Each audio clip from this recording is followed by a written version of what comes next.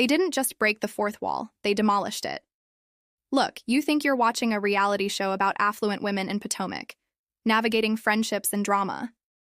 But what if I told you the real star, the primary antagonist this season, isn't a housewife, a friend of, or even a messy husband? The real central character, the architect of every flimsy storyline we've been handed, is the production team itself. This isn't just an analysis, it's an intervention. I'm going to prove, using the clearest possible evidence from the season's most controversial plot device, the manufactured, desperate rumor involving Chris Samuels, that the producers panicked, lost faith in the new cast, and resorted to a pathetic, lame tactical error that has fundamentally broken the show's authenticity. By the time we're done, you won't be able to watch The Real Housewives of Potomac, RHOP, the same way again. We are pulling back the curtain on the most blatant display of production manipulation in Bravo history, and the reason why the fans are furious at the network, not the cast. The evidence is not subtle, it's blatant. Our first clue to the season's strategic failure lies not in the actual rumor's content, but in its unnatural entry into the narrative.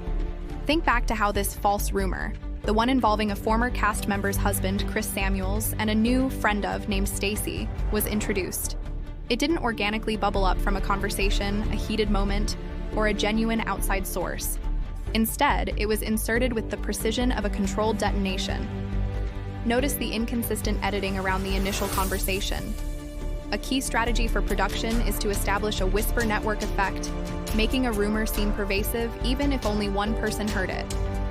Here, the supposed source of the information is frustratingly vague, and the person who brings it to the group, let's call her the narrative delivery vehicle, lacks the conviction one would expect.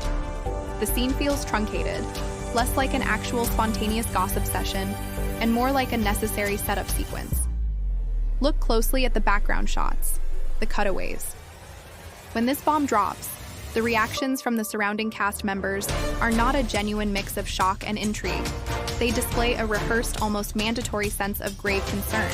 The editing is trying too hard to sell the severity of the situation. Why? Because the storyline itself is so structurally unsound. The biggest giveaway is the lack of follow-through. In a truly organic Real Housewives drama, a bomb like this is immediately amplified. It becomes the sole focus of the next 3 gatherings. Instead, the rumor about Chris Samuels hangs in the air, oddly inert, until production decides it's time to force the issue. This isn't how reality television drama unfolds. This is how a contrived plot point sits on a shelf waiting for its assigned slot. This initial inconsistency, this failure of the drama to gain self-sustaining momentum, is the first, clearest signal that the story was built from the top down, a mandate from production, and not an honest reaction to events. This is where we build the production dossier. Every single choice made surrounding this storyline, from casting to music cues, screams of a panicked, desperate attempt to recapture the magic of earlier, more volatile seasons by reviving the one person they clearly believe holds the key: Monique. Let's break down the scenes one by one. Point 1. The tactical casting of Stacey. Stacey, as the new friend of, is the fulcrum upon which this entire rumor-based storyline rests. She is not introduced for her dynamic with the main cast or for a compelling personal story. Her entire narrative function appears to be that of a propellant for the Monique rumor. Pay attention to her interview segments. Her emotional investment in the rumor's outcome is minimal. She speaks to it with the detachment of someone reciting lines, not defending her reputation. Production strategically needed a new face to be the vessel for the lie, lending it a veneer of plausibility and freshness. If a current housewife had started the rumor, it would be dismissed as petty fighting.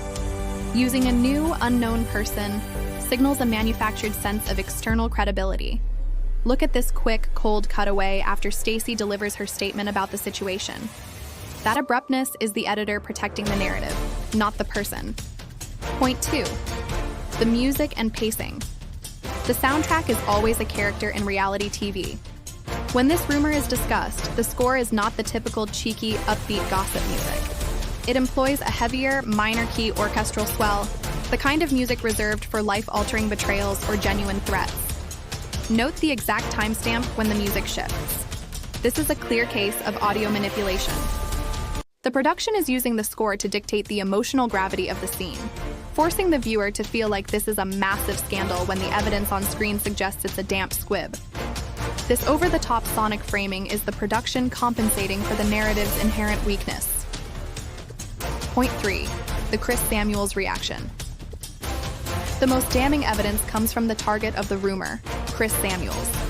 His response is not that of a man deeply implicated in a secret, but of a man inconvenienced by a TV show's dirty tricks. He appears genuinely baffled and annoyed. In a truly edited villain narrative, production would secure footage that is at least ambiguous, perhaps a secretive phone call or an uncomfortably evasive denial. Instead, we get a straightforward, albeit tense, denial that feels authentic because it doesn't align with the drama production clearly wanted.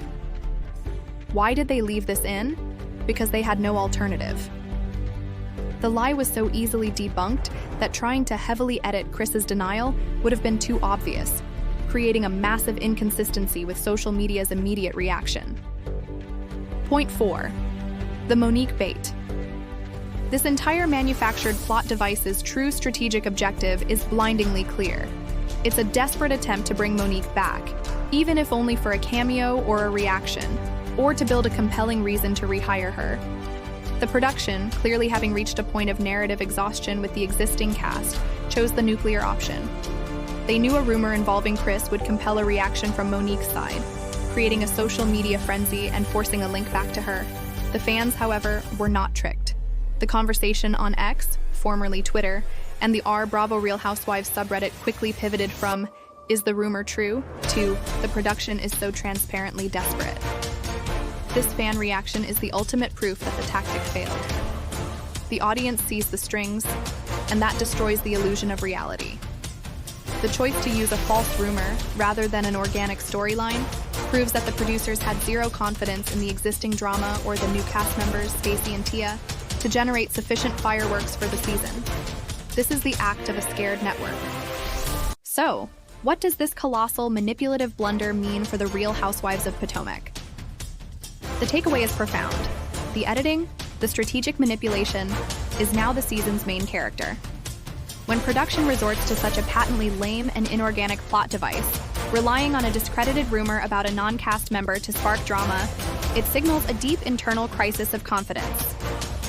The goal of reality television is to provide an edited version of genuine human dynamics. By trying to reanimate a former cast member's drama through a fabricated rumor, they have demonstrated a fundamental lack of faith in the current cast's ability to deliver. They've sacrificed authenticity for a cheap, high-risk, low-reward moment of manufactured tension. The ultimate implication for the rest of the season is that nothing can be trusted. Every argument, every shifted glance, every dramatic moment must now be viewed through the lens of, is this real, or is this the desperate machination of a production team trying to justify their budget? The fans aren't angry at the housewives, they're furious at the obvious interference. This move severely damages the franchise's credibility, creating a skeptical, detached viewership. This isn't just bad TV, it's a strategic error that proves the biggest inconsistency and source of drama this year is the one happening behind the camera. And now that you know the game, you can see every single stitch of the edit from here on out.